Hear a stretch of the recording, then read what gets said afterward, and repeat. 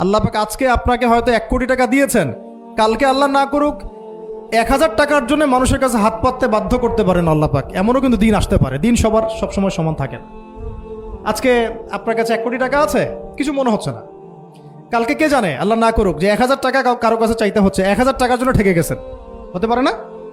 তো রিজিককে মানুষ তাজিম না করলে রিজিক দূরে চলে যায়। দুটো বিষয় খেয়াল রাখবেন, দুটো বিষয়। এক হচ্ছে মাঝে মাঝে মনের মধ্যে কিছু আমল করার ইচ্ছা আসে না? মনে হলো যে আচ্ছা একটু 10টা আয়াত পড়ি, মনে আসে না? মাঝে মাঝে এমন মনে হয় না? ওই সময় এই যে মনের মধ্যে যে এই ইরাদাটা জাগ্রত হওয়া, এটাকে আমরা বলি ওয়ারিদ। অন্য ভাষায় আপনি বলতে পারেন মেহমান। কি বলতে পারেন? এটা আল্লাহর পক্ষ থেকে আপনার কলবের মধ্যে মেহমান হিসেবে এসেছে। এখন আপনি যদি আমলটা করেন, সেই মেহমান বারবার আপনার কলবে আসবে। যদি আপনি ওই সময় আমলটা না করেন, মেহমান চলে যাবে, মেহমান অসম্মানিত হলে পরে আর আসবে না। একইভাবে রিজিক আল্লাহ পাক দিয়েছেন, এর তাজিম যদি করতে পারেন রিজিক বেশি আসবে। রিজিকের তাজিম সম্মান করতে না পারলে রিজিক আসবে না, বেশি কমে যাবে। উসমান রাদিয়াল্লাহু আনহু সবচেয়ে ধনী ছিলেন না? কেন জানেন? কেন? এটা কি জানেন কেন ধনী ছিলেন? একে তো তিনি প্রচুর দান সদকা করতেন, এটা তো আপনারা জানেনই। আরেকটা জিনিস অনেকে জানে না, তিনি উটের পিঠে বসেছিলেন, কিছু একটা খাচ্ছিলেন, এই 2-1টা দানা পড়ে গেছে নিচে।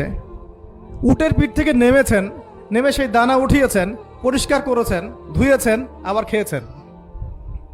তার এই 2-4টা দানার কোনো কিন্তু মানে পরোয়া না করলেও চলে। তার প্রচুর অর্থ সম্পদ আছে, এত অর্থ সম্পদ যে তাবুক যুদ্ধের দিন 30,000 সেনাবাহিনীর দায়িত্ব নিয়েছেন। 30,000 সেনাবাহিনীর দায়িত্ব নিয়েছেন। সেনাবাহিনী যাবে, থাকবে, খাবে, তাঁবু টাঙাবে, সব দায়িত্ব তার। 30,000 সেনাবাহিনীর দায়িত্ব নেওয়া কি চারটাখানি কথা? তো এই সাহাবী এই কয়েকটা খাবারের দানা উঠিয়ে খেলেন। নবী সাল্লাল্লাহু আলাইহি ওয়াসাল্লাম বলেছিলেন যে তোমাকে আল্লাহ পাক রিজিক বাড়িয়ে দিবেন না কেন? তুমি রিজিকের যে তাজিম, যে সম্মান তুমি করো, এর বদৌলতে আল্লাহ পাক তোমাকে বেহিসাব রিজিক দিবেন। দুইটা বিষয় খেয়াল রাখবো। আমলের মেহমান হৃদয়ের মধ্যে আসলে তাকে ফিরায় না দেওয়া, তাহলে সেই মেহমান কিন্তু আর আসবে না। মেহমানকে মূল্যায়ন করলে মেহমান বারবার আসবেন ইনশাআল্লাহ। আর রিজিকের তাজিম না করলে রিজিক কিন্তু আপনার ঘরে বেশি বেশি আসবে না। এমনি তো হারামের যুগ, এমনি সুদের যুগ, এমনি ঘুষের যুগ। অলমোস্ট এভরি ফ্যামিলি সুদখোর এখন, অলমোস্ট এভরি ফ্যামিলি। মেয়েরা স্পেশালি যারা শাশুড়ি টাইপের, আপনারা মাইন্ড করেন না, তাদের সাইকোলজি যে এতই নিচে নেমে গেছে এখন যে আমার মেয়ে জাহান্নামে যায় যাক।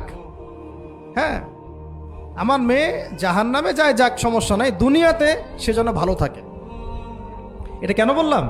একটা সুদখোরের ঘরে তুলে দিতে সে দ্বিধাবোধ করতেছে না, একটা দুর্নীতিবাজের ঘরে তুলে দিতে দ্বিধাবোধ করতেছে না, একটা ঘুষখোরের ঘরে তুলতে দ্বিধাবোধ করতেছে না। হ্যাঁ, একটা মানে কি বলবো, মাদক সেবী, ড্রাগ অ্যাডিক্টেড, বা এই যে আর কি বলবো ফাসেক, জালেম, এই ধরনের ঘরে উঠাই দিতেও সে দ্বিধাবোধ করছে না। 5 তলা বাড়ি